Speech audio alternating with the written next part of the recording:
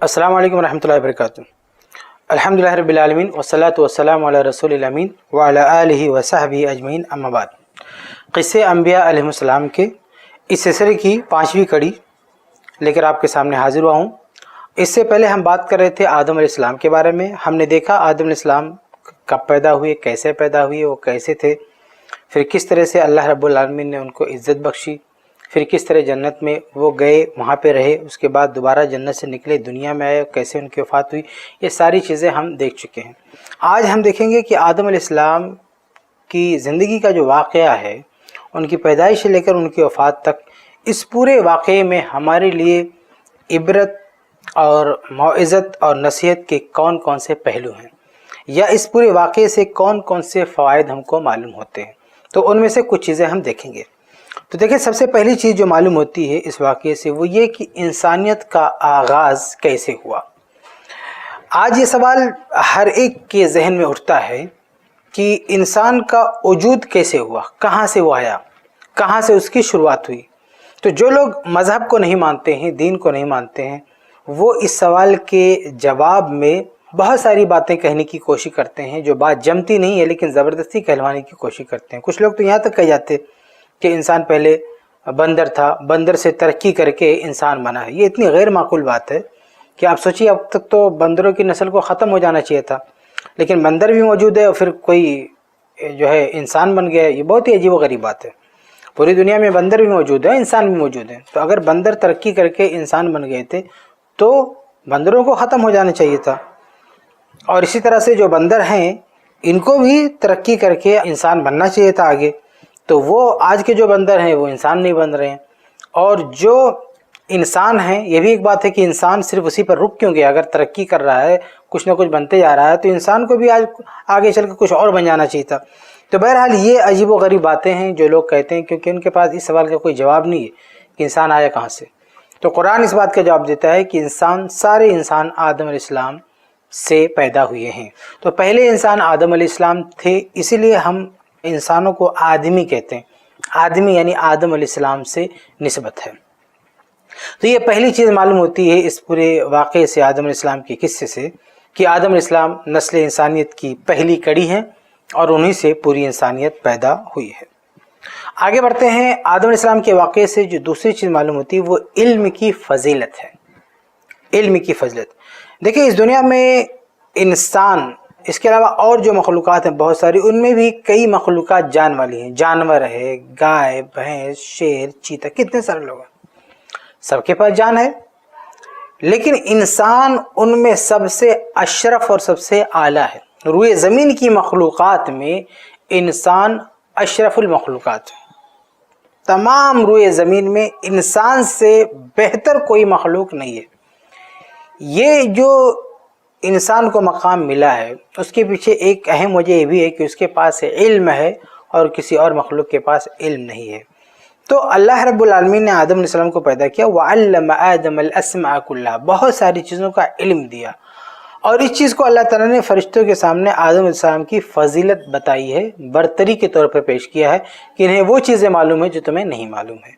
تو پتہ یہ چلا کہ ہمیں بھی علم کی اہمیت سمجھنی چاہیے، خاص طور سے جو علم دین ہے، علم شریعت ہے، اس سے جتنا ہو سکے ہم کو سیکھنا چاہیے، کیونکہ جس قدر آدمی شریعت کا علم سیکھے گا اسی قدر اس کی شخصیت میں وزن پیدا ہوگا، اللہ سے قرب حاصل ہوگا۔ آگے بڑھتے ہیں۔ ایک اور چیز واقعے سے معلوم ہوتی ہے وہ یہ کہ کبر اور حسد یہ بہت خطرناک چیز ہے۔ ایک آدمی کو آسمان کی بلندیوں سے زمین پر پٹک دیتی ہے یہ عادتیں، کبر والی، گھمنڈ والی، حسد والی۔ دیکھیں کہ کس طرح سے ابلیس نے، شیطان نے آدم علیہ السلام سے حسد کیا، تکبر میں مبتلا ہوا، جس کو خود اللہ تعالیٰ نے کہا استکبرت، کہ تو بہت بڑا سمجھتا اپنے آپ کو، تکبر میں مبتلا ہے۔ تو تکبر میں اور حسد میں مبتلا ہو کے ابلیس نے اپنے سارے کیے دھرے پر پانی پھیر دیا۔ تو پتہ یہ چلتا ہے کہ تکبر بہت خطرناک چیز ہے، اور آدمی جب متکبر ہو جائے، حاسد ہو جائے، تو وہ نصف نہار میں، دن میں، ٹھیک دوپہر میں چمکتے ہوئے سورج کا بھی انکار کر سکتا ہے۔ تو آدمی اگر متکبر ہو جائے اور حاسد ہو جائے تو سب سے خطرناک اس کا اثر یہ ہوتا ہے کہ وہ بالکل واضح حقائق کا منکر ہو جاتا ہے، اسے نصف نہار میں چمکتا ہوا سورج دکھائی نہیں دیتا ہے، اور بہت ساری چیزوں کا انکار کرنے لگتا ہے، حقیقت کو تسلیم نہیں کرتا ہے۔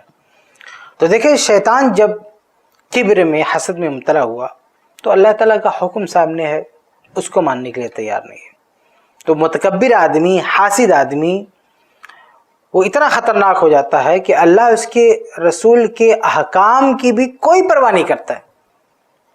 کہیں بھی اپنی برتری ثابت کرنا ہو، اپنے آپ کو بڑا دکھانا ہو، تو اس راہ میں اس کے سامنے کوئی قرآن کی آیت آ جائے، کوئی حدیث آ جائے، اس کی کوئی پرواہ نہیں کرے گا۔ اتنی خطرناک چیز ہے کبر اور حسد۔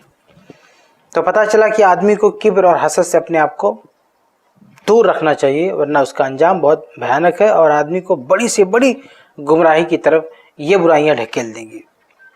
آگے بڑھتے ہیں۔ آدم علیہ السلام کے واقعے سے ایک اور چیز جو سیکھنے کو ملتی ہے وہ یہ کہ گناہ اگر ہو جائے، غلطی ہو جائے، تو ہمیں اس کی سدھار کرنی چاہیے، توبہ کرنا چاہیے۔ ایسا نہیں کہ غلطی ہو جائے تو آدمی اس پر اصرار کرے، جمع رہے۔ دیکھیں انسان ہے، انسان سے غلطی ہونا کوئی بعید کی بات نہیں ہے، انسان کی فطرت ہے غلطی کرنا۔ تو غلطی ہو جانا یہ کوئی بہت بڑا معاملہ نہیں ہے، کسی بھی انسان سے غلطی ہو جانا یہ کوئی انہونی بات نہیں ہے کہ کیا ہو گیا۔ انسان میں غلطی ہوتی ہے، لیکن غلطی کے بعد اس غلطی پر اصرار کرنا یہ غلط ہے، یہ بہت بڑا جرم بن جاتا ہے۔ تو آدم علیہ السلام کے قصے سے ہم کو سبق یہ ملتا ہے کہ آدم علیہ السلام سے ایک چوک ہوئی، لیکن جیسے ان کو ہوش آیا اور ان کو سمجھ میں آیا، فوراً انہوں نے اللہ رب العالمین کی بارگاہ میں توبہ کیا، اللہ سے مغفرت طلب کی۔ اس لیے ہم اور آپ کو بھی چاہیے کہ اگر کوئی غلطی ہو جائے اور جیسے ہی ہم کو ہوش آئے، ہم کو پتہ چلے کہ یہ تو غلط ہو گیا، فوراً ہم کو توبہ کرنا چاہیے سچے دل سے، اور آئندہ وہ گناہ نہ کرنے کا عزم کر لینا چاہیے۔ آگے بڑھتے ہیں۔ آدم علیہ السلام کے واقعے سے اللہ رب العالمین کی صفات کے بارے میں بھی کچھ چیزیں معلوم ہوتی ہیں، اللہ رب العالمین کی ذات کے بارے میں، صفات کے بارے میں۔ جیسے اللہ رب العالمین کے ہاتھ کا پتہ چلتا ہے، اللہ تعالیٰ نے کہا خلقت بیدی، میں نے اپنے دونوں ہاتھوں سے پیدا کیا، تو اس سے پتہ چلا کہ اللہ رب العالمین کے دو ہاتھ ہیں۔ اب قرآن میں صرف یہ ہے کہ اللہ تعالیٰ نے اپنے دونوں ہاتھوں سے پیدا کیا، اب یہ دو ہاتھ کیسے ہیں، ان کی شکل کیسی ہے، ان کی کیفیت کیسی ہے، ہم یہ نہیں جانتے، اس لیے ہم اجمالی طور پر اس بات پر ایمان رکھیں گے کہ اللہ تعالیٰ کے دو ہاتھ ہیں، لیکن یہ دو ہاتھ کس طرح ہیں، کیسے ہیں، ہم نہیں جانتے، اس بارے میں ہم زبان نہیں کھول سکتے کیونکہ یہ غیب کا معاملہ ہے۔ اس لیے ظاہر ہے کہ جتنا ہم کو بتایا جائے گا اتنا ہی ہم بول سکتے ہیں، ہم اپنی عقل لڑا کے یہ نہیں بول سکتے ہاتھ ہے تو ایسا رہا ہوگا۔ تو اللہ رب العالمین کے ہاتھوں کا بھی اس بات ہوتا ہے اس واقعے سے۔ اسی طرح سے یہ بھی پتہ چلتا ہے کہ اللہ رب العالمین کلام کرتا ہے، بات کرتا ہے، گفتگو کرتا ہے۔ اللہ رب العالمین نے فرشتوں سے گفتگو کیا، ان کے سامنے بات رکھی کہ میں انسان کو پیدا کرنے والا ہوں، پھر ان کے ساتھ جو بات چیت ہے اللہ تعالیٰ کی وہ ریکارڈ ہے، قرآن میں اس کا بیان ہے، اور پھر جب آدم علیہ السلام پیدا ہوئے تو اللہ تعالیٰ نے ان سے بات چیت کی۔ تو اسے پتہ چلتا ہے کہ کلام کرنا، بات چیت کرنا یہ اللہ تعالیٰ کی صفت ہے۔ اب اس کی پوری کیفیت کیا ہے اللہ عالم، ہم نہیں جانتے، لیکن اتنا معلوم ہوتا ہے کہ بات کرنا اللہ تعالیٰ کی صفت ہے۔ اس کے علاوہ اور بھی بہت ساری صفات ہیں اللہ تعالیٰ کی جو مختلف آیات میں یا احادیث میں مذکور ہیں، لیکن یہ واقعہ جو ہم دیکھ رہے ہیں آدم علیہ السلام کا، اس واقعے میں اللہ رب العالمین کے ہاتھوں کا اس بات ہے اور اللہ رب العالمین کے کلام کا اس بات ہے۔ تو یہ چند فوائد تھے جو اس واقعے سے سامنے آ رہے تھے، اور اسی طرح سے نصیحت اور عبرت کے چند پہلو تھے جو اس واقعے سے سامنے آ رہے تھے، جنہیں آپ کے سامنے رکھا گیا۔ اللہ تعالی ہم سب کو ان سے نصیحت حاصل کرنے کی، عبرت پکڑنے کی توفیق عطا فرمائے، اور اس دنیا میں جب تک زندہ رکھے، کتاب و سنت پر زندہ رکھے، اسی پر موت ہو۔ آمین رب العالمین۔